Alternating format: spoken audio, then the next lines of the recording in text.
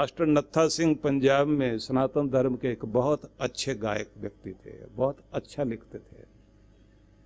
ये उनकी लिखी हुई पंक्तियां हैं। लिखा बहुत अद्भुत है कि जीवन का अंतराल बीच बीच में ऐसा आता है कि जब आपको चोट लगती है और आप सीखने की कोशिश करते हैं, कभी बीमारी से उठने के बाद, कभी शमशान घाट में किसी की चिता जलाकर आते हुए, और कभी जीवन में बहुत बड़ा धोखा खाने के बाद, और कभी अपनों के द्वारा जब रुला दिए जाओ, तब आदमी को थोड़ा थोड़ा वैराग्य होता है। या फिर जीवन के अंतिम क्षणों में चलते चलते कि अब समझ आई थी जिंदगी जीने की, लेकिन अब तो जिंदगी नहीं बची।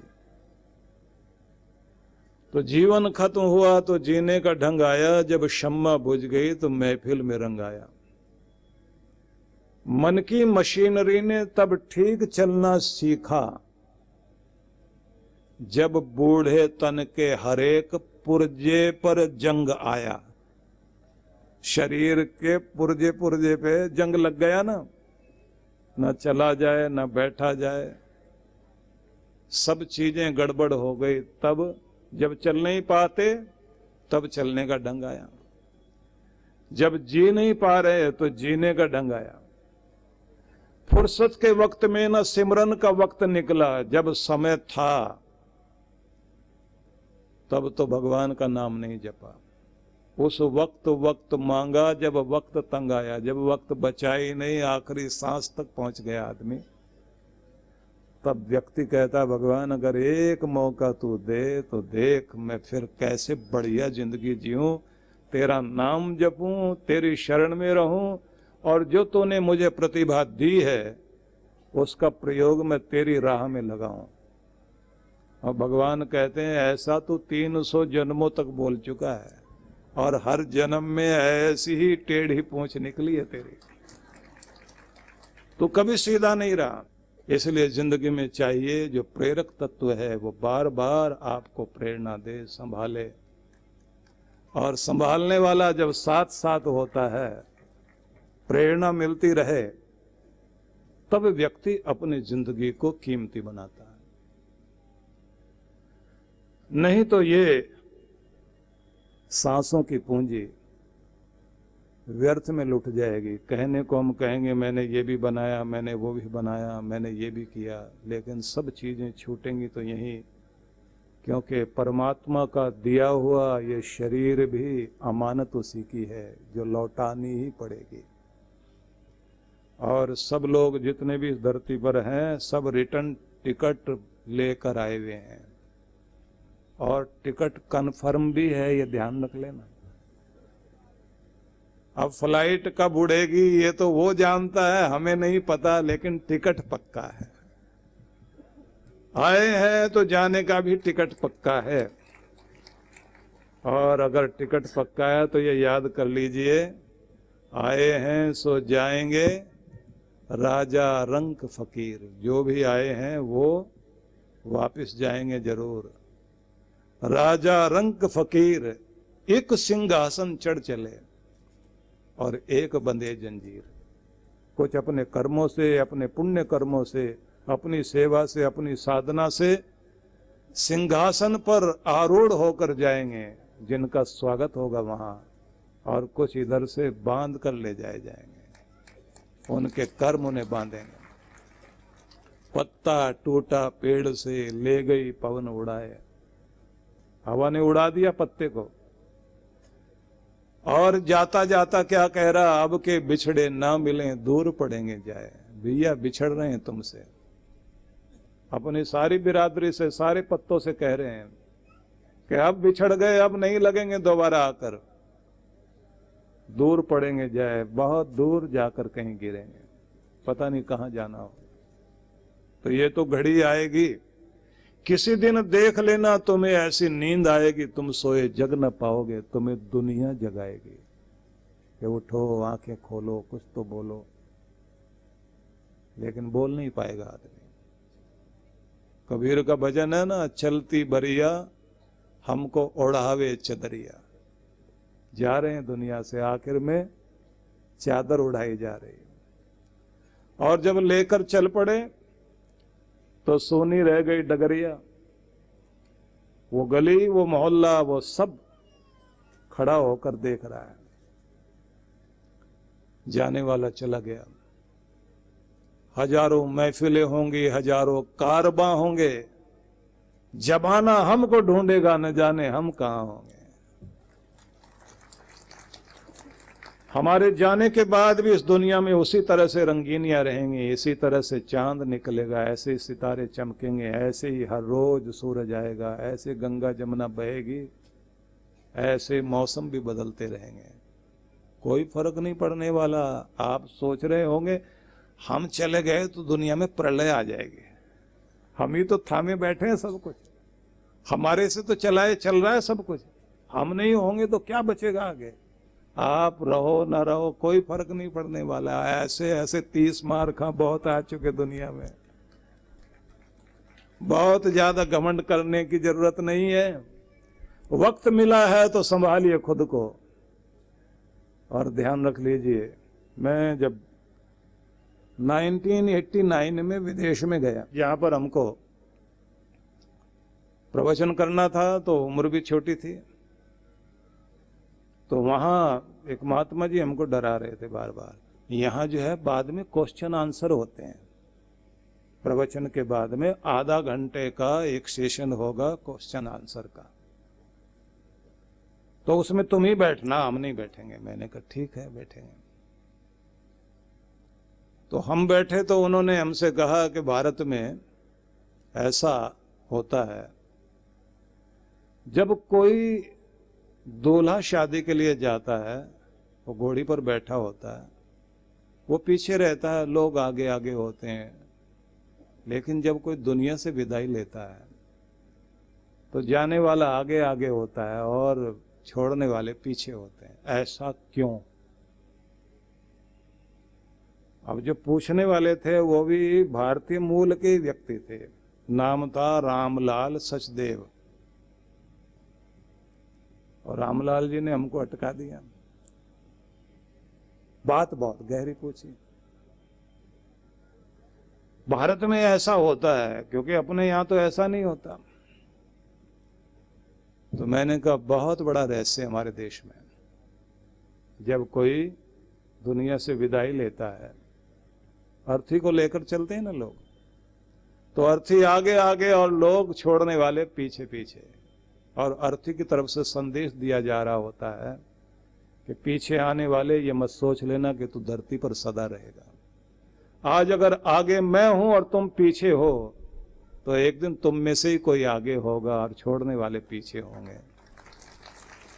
इसलिए याद रखना कि आना याद है, जाना भी याद रख। और जो कफन ओढ़ाया जाता है, ऐसा अद्भुत तरीका रखा गया है कि बिना सिला कपड़ा ही पहनाते हैं, क्योंकि समझाया जाता है कि दुनिया में खूब कमाया, क्या हीरे क्या मोती, पर क्या करें यारो, कफन में जेब नहीं होती, ले नहीं जा पाएंगे कुछ भी। तो इस दुनिया में कहीं भी अहंकार करने की आवश्यकता नहीं, क्योंकि सब ठाठ पड़ा रह जाएगा जब लाद चलेगा बंजारा। वो जो रंगीनियां बंजारे लोग आकर करते हैं, रात को लगता है कि मेला सजा हुआ, सवेरे देखें मेला उजड़ गया। तो इसलिए ये व्यवस्था रखी गई कि जाने वाला जब अर्थी आगे जाती है तो लोग पीछे पीछे जाते हैं। दूल्हे के साथ उल्टा रखा गया, दूल्हा पीछे पीछे घोड़ी पर बैठा हुआ, आगे आगे पगड़ी पहने हुए बुजुर्ग लोग, और उससे आगे युवा लोग, और सबसे आगे बैंड बाजा।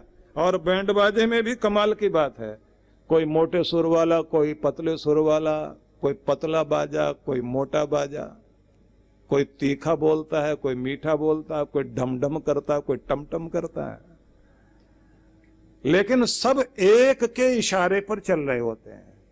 तो इसलिए नाच रंग चल रहा है। दूल्हे को समझाया जाता है तेरे घर में भी मोटी आवाज, पतली आवाज, ऊंचा बोलने वाला, नीचे बोलने वाला, सब तरह की आवाजें होंगी। अगर एक सुर में और एक के इशारे पर चलते रहे तो तेरे घर में हर रोज उत्सव होगा। और अगर सबकी आवाजें अलग अलग हो गई और किसी की कोई माने नहीं तो घर में फिर शोर ही शोर होगा और लोग फिर अपना टीवी बंद करके लाइव प्रोग्राम आपका ही देखेंगे। इसलिए घर को एक रखना है तो किसी को एक को महत्वपूर्ण मान लो। युवाओं को आगे रखा जाता है, पीछे बुजुर्ग रखे जाते हैं। भावना रखी गई है कि बच्चों को आगे बढ़ाओ और बच्चों को कहा जाता है जिनके सिर पर पगड़ियां हैं ना, सिरमौर वही है, उनके अनुभव से जीवन जीना, क्योंकि जिंदगी छोटी है। अगर तजुर्बा करने में ही लगे रह गए तो तजुर्बे में जिंदगी कट जाएगी। इससे अच्छा यही है कि तजुर्बे वाले लोगों के सहारे अपनी जिंदगी को कीमती बनाओ, अपने जीवन को अच्छा बनाओ। मेरी बात सुनते सुनते वो लोग बहुत आनंद में आ गए, तो वहां जो बैठे थे महात्मा जी पीछे थे, वो आगे आ गए, बोले अब हम करेंगे क्वेश्चन आंसर। मैंने कहा मेरे से, बोले नहीं नहीं हम उत्तर देंगे, लोग सवाल करें। तो एक लड़का खड़ा हो गया, उसने खड़े होकर के पूछा कि एक बात बताइए, अगर हम कोई बुरा काम करें और उसका फायदा भी लें, नुकसान होगा या नहीं? वो बोले चुप हो जाओ, हम उपदेश करेंगे। चुपचाप बैठ के बेचारे। तो महात्मा जी ने बोलना शुरू किया, अगर तुमने मीट मांस खाया तो याद रखना, तुमने अगर किसी मुर्गे को खाया अगले जन्म में वो तुम्हें खाएगा। लड़का खड़ा हो गया, उसने कहा हो सकता है जिसे हम खा रहे हो पिछले जन्म में उसने हमको खाया हो। तो बाबा जी गुस्से में आ गए, गुस्से में आके बोले पीछे हट, तमीज नहीं है। अब मेरे से बोले तुम ही आगे आ जाओ। मैं आगे आ गया तो एक और खड़ा हो गया, उसने कहा भारत में एक त्योहार होता है जिसमें सब लोग पागल हो जाते हैं। उस त्योहार का मतलब क्या होता है? हमको लगा आज तो बहुत उल्टे फंस गए हैं, सवाल ही अजीब अजीब करते हैं ये लोग। तो मैंने कहा वो त्योहार होली का है और वो पागल नहीं होते लोग। उसका मतलब होता है कि जो होली सो होली, जो कुछ जिंदगी में अब तक घट चुका भुला दो उसे और प्रेम के रंग से एक दूसरे को सजाओ और भुला दो अपनी पहचान। अब तो पहचान प्यार की है, गले मिल लो। और उस समय पूरे संसार भर में होली चल रही होती है, क्योंकि उस समय मौसम भी होली खेल रहा होता है, प्रकृति होली खेल रही होती है। इतने रंग बिरंगे फूल खिले हुए होते हैं, उन प्यार के रंगों को ही एक दूसरे को लगाया जाता है और कहा जाता है ये रंग दिल पर उतर आए। बड़ा आनंद आया वहां। आनंद आया तो उसके बाद उन लोगों ने हमसे कहा कि अब हम ये चाहते हैं कि आप यहां रहें और हम आपसे वायदा करते हैं कि एक बहुत बड़ी जमीन हम आपको यहां देंगे, उसमें आप कुछ खोलिए क्योंकि यहाँ के बच्चों को बहुत आवश्यकता है आपकी। तो हमने उनसे कहा कि आप हमको बुलाते रहिए, आते रहेंगे जाते रहेंगे, लेकिन ना जमीन चाहिए ना आपका रुपया पैसा, क्योंकि यहाँ रसीद बुक लेकर आने वाले बहुत बाबा जी लोग हैं। हम यहाँ देने आए हैं, लेने नहीं। और हमारे देश में कोई कमी भी नहीं है। आप कोई शुभ काम करना शुरू कर दीजिए, अगर लोग आपको देख लेते हैं कि आप ठीक काम कर रहे हैं तो हर कोई आपके साथ खड़ा हो जाएगा आकर, छोटे से लेकर बड़े तक, क्योंकि हमारा देश गुरुओं का देश है और उस देश में श्रद्धा अद्भुत है। इसलिए मैं आपसे यह कहना चाहता हूं कि अगर अपनी जिंदगी को कीमती बनाना है तो अपने जीवन को गुरु चरणों से जोड़ना चाहिए। और गुरु चरणों से जब आप जोड़ते हैं अपने आप को, तो हमारे ग्रंथों में लिखा है तद विज्ञानार्थम स गुरुमेवाभिगच्छेत समित पाणी श्रोत्रियम ब्रह्मनिष्ठम उस परब्रह्म को जानने के लिए प्रत्येक व्यक्ति को जाना चाहिए गुरु की खोज में। तद विज्ञानार्थम स गुरुमेव अभिगच्छेत, गुरु की शरण में जाए। समित पाणी श्रोत्रियम ब्रह्मनिष्ठम, हाथ में 3 समिधाएं लेकर जाए। मैं मन से, वचन से, कर्म से समर्पित होने के लिए आया हूं। और जैसे अग्नि में समिधा डालते हैं और वो अग्नि जैसी हो जाती है, उसमें भी अग्नि जागने लग जाती है, तो शिष्य को कहना होता है कि मेरे बुझे हुए दिए को ज्योतित कर दो, इसको आप जगा दो, मैं भी जलता हुआ दिया बन जाऊं। और तब गुरु बुझे हुए दीप में रोशनी भरता है। लेकिन यहां बड़ी सुंदर शर्त रखी गई, श्रोत्रियम ब्रह्मनिष्ठम। श्रोत्रिय कहा गया जो श्रुति को जानने वाला, श्रुति मतलब वेद, वेद वाणी को, उपनिषदों को, वेदों को, इसका ज्ञाता हो, श्रोत्रिय व्यक्ति हो। ब्रह्मनिष्ठम, और पर ब्रह्म परमेश्वर के ध्यान में उतर कर जिसने उसकी कृपाओं को पाया हो। कि ऐसे किसी जो थ्योरेटिकल भी हो, प्रैक्टिकल भी हो, सभी तरह से ऐसे किसी व्यक्ति के पास जो व्यवहार विद्या में भी कुशल है और जिसे ज्ञान विज्ञान में भी महारत हासिल है, ऐसे व्यक्ति के शरण में जाकर, गुरु की शरण में जाकर समर्पण करना चाहिए। क्योंकि आचार्यवान ही पुरुषो वेदः, ऐसा जो आचिनोति अर्थान, जो जीवन को अर्थवान बना दे, ऐसे सदगुरु की शरण ग्रहण करने का आपके ग्रंथों में उपदेश है। और कहा गया उसी पथ पर चलो, महाजनों एन गता सपंथा, जिससे वो महान पुरुष लोग जिस मार्ग से चलते चले गए हैं, वैसे मार्ग पर चलकर अपना कल्याण करो। और अद्भुत बात तो ये भी कही गई है कि जैसी भक्ति, भगवान कहते हैं यश्च देवे परा भक्तिर यथा देवे तथा गुरु। मतलब ये कहा गया है कि जैसी भक्ति, भगवान कहते हैं तुम्हारी मेरे प्रति है, ऐसे जो मेरा भेद बताए और मेरे साथ तुम्हें जोड़े, वैसी भक्ति अपने गुरु के साथ भी रखना, तभी तुम्हारा कल्याण होगा। और यदि श्रद्धा विश्वास टूट गया तो उसका परिणाम क्या होगा? आपका नियम टूट जाएगा। जिसकी श्रद्धा गहरी होती है ना, उसका नियम बड़ा गहरा होता है, अखंड नियम चलता है उसका। और जिसकी श्रद्धा गहरी होती है उसके लिए तीर्थ कभी दूर नहीं होता। तीर्थ दूर किसके लिए? जिस आदमी की श्रद्धा कमजोर, और जिसकी श्रद्धा मजबूत है उसके लिए सेवा करने के लिए समय शक्ति सब कुछ निकलेगी। जिसकी श्रद्धा कमजोर है वो कहेगा सेवा विवाह कर लेंगे जब कभी मौका मिलेगा, अपने पास तो अभी टाइम ही नहीं है। और जब श्रद्धा भक्ति होती है तो व्यक्ति कैसे भी करके समय निकालता है, चलकर आएगा, 1000 काम छोड़कर आएंगे। मैं देखता हूं वे लोग जिनके अंदर बड़ी अद्भुत श्रद्धा होती है ना, देश के विदेश के किसी भी कोने में बैठे होते हैं। पूर्णिमा का अवसर आया, गुरु दर्शन करने का अवसर आया, जाकर के अपनी आध्यात्मिक प्रगति का विवरण प्रस्तुत करेंगे, नए संकल्पों के साथ नई जिंदगी जीने की तैयारी करेंगे, क्योंकि हमने गुरु की शरण में जाकर स्वयं को नया बनाना है।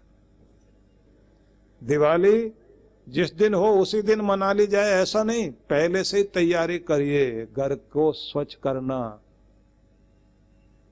घर के दारिद्र्य को बाहर निकालना, घर में नया रंग रोशनी लाना, घर को सुगंधित करना, घर को ताजगी देकर ताजी हवाओं के साथ उसका ओरा क्लीन करना, क्योंकि लक्ष्मी के आगमन की प्रतीक्षा हो रही है। पहले से तैयारी करिए। अगर पहले से तैयारी की है तो लक्ष्मी का आगमन आपके घर में होगा। और अगर आपने दरिद्रता घर में भरी हुई है तो लक्ष्मी जी झांक कर चली जाएंगी, वहां बरकत पड़ने वाली नहीं है, ये याद रख लेना। बरकत डालना चाहते हो, तैयारी करो।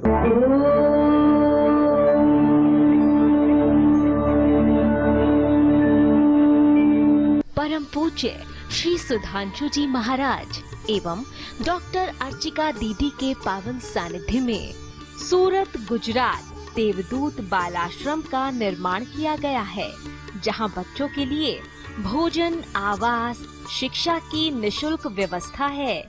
ये बच्चे खेलकूद एवं शिक्षा के क्षेत्र में अपने सफल प्रदर्शन से साबित कर रहे हैं कि विश्व जागृति मिशन एवं पूज्य गुरुवर का आशीर्वाद इन्हें सफल जीवन की ओर ले जा रहा है। बच्चे समाज और देश का भविष्य है। इनके उत्थान के लिए यदि आप भी बाल विकास योजनाओं में अपना सहयोग देना चाहते हैं तो ऑनलाइन डोनेशन के लिए लॉगिन करें www.vishwajagritimission.org।